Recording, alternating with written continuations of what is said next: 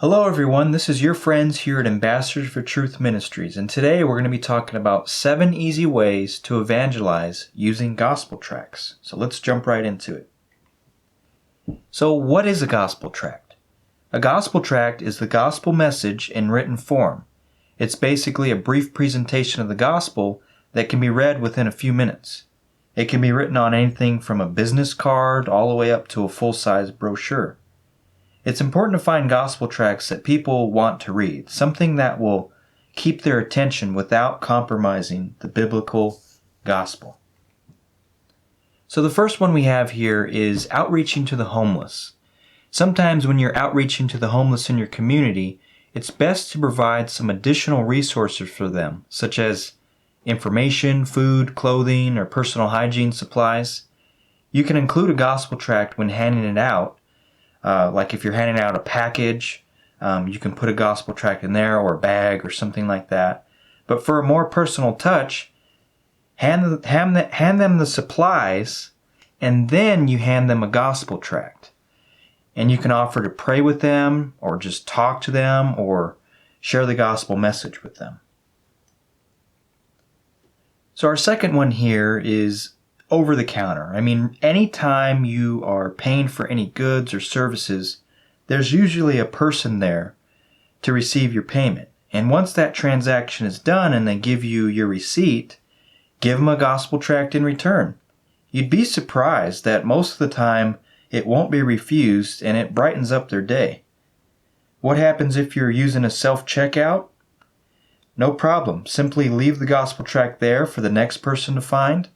Or you can pass it out to the self-checkout attendant there. There's usually a person there that kind of watches over all the self-checkout machines, and you can give it to that person.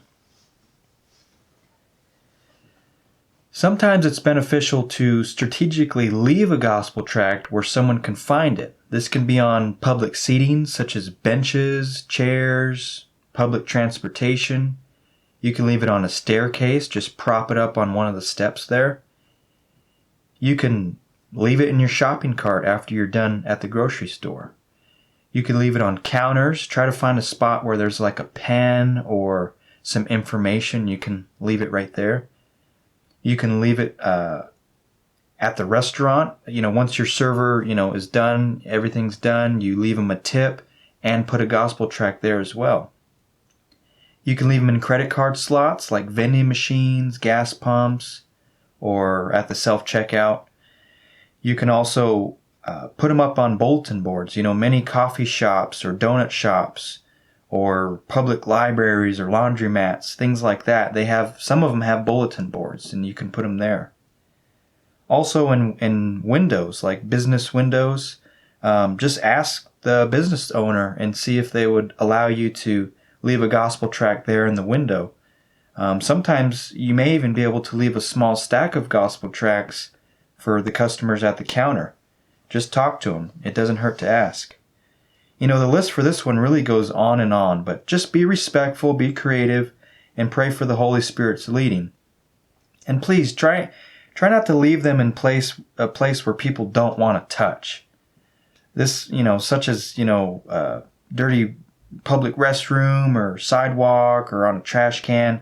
The goal really is to have people feel safe so they can pick it up, read it, and hopefully keep it.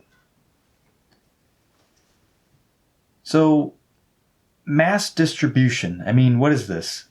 Basically, this can be done at any local event. You can do it on a busy street corner. You're just passing them out to a bunch of people at a time.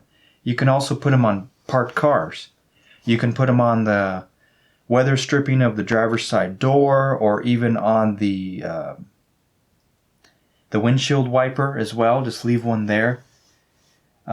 If you're doing it on a busy street corner or something, try to find a spot where the crowd kind of bottlenecks at the top of a staircase, or even by an entry or exit pathway or a doorway or a narrow sidewalk. And another way to distribute a lot of tracts is to go to your local college campus. Oftentimes if it's state run, they'll allow people from the community to come in and pass things out to the students. You can also check and see if the college has a Christian club on campus. You can get in contact with them, and maybe you guys can set up an outreach together. Our fifth easiest way is to use them as icebreakers. So in our modern culture, it's sometimes kind of frowned upon to have somebody like approach you and start talking about eternal things, right? Icebreakers are a great way to start a conversation with someone. You can use a very attractive or relevant gospel tract and ask the person a few different questions about it. Try to use open-ended questions to, really get them to express themselves, and that way you can kind of get a better idea of where they're coming from. Be a good listener, of course. And when you do that, this gives both of you the ability to speak and talk, and just it's a more quality conversation. Let's just put it that way. When you listen and be respectful. And God willing, once you are done with that conversation, you give them that gospel tract, and God willing, they'll take it and read it and become saved. And you never know how a conversation can change somebody's life. I mean, as they go home, they're thinking about how their day went, and perhaps God would recall that conversation to their minds, and just pray for them. If you talk to somebody, pray for them that God would use that. And remember, really try to focus on quality conversations. Don't worry about the number of conversations that you have to think that you were successful that day. Really, you never know how God can use one conversation. You may be only there that day for one person, and that's okay. So our sixth one here is during a church invite. So when you're inviting someone to your local church, give them both a church invite and also a gospel tract. Anytime you're inviting someone to church, be sure to be friendly, welcoming, give them an idea what to expect on their first visit. And if you feel comfortable, exchange numbers with them so they'll have like a point of contact. And even if they don't come to your church service, at least they do have a gospel tract with them that they can read and God willing, be saved as well. And sometimes, there's certain tracts out there that have contact boxes, and you can have your church information within that contact box on a gospel tract. So it's kind of like a 2-for-1 type of thing there. So our last one here is at church or a Bible study. So you may be scratching your head. Why would you pass out gospel tracts at church or a Bible study? The truth is you never know where people are at with their walk with Christ. I mean, some people can be attending your church or Bible study and not be a believer at all. So if you pass out a gospel tract to a believer and they say, hey, I'm already a believer, it's okay. Just tell them, hey, pass this on to the next person. It's a good way to kind of encourage your fellow brothers and sisters to also start evangelizing their community as well. And hey, share some of these tips that we talked about today.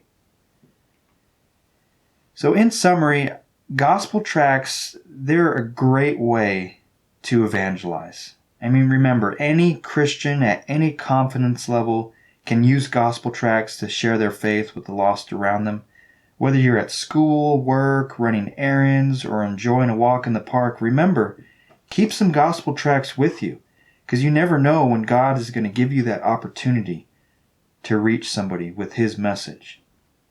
But we pray that these ideas will be of help to you to reach the lost with the truth of Jesus Christ. Thanks for watching. Take care.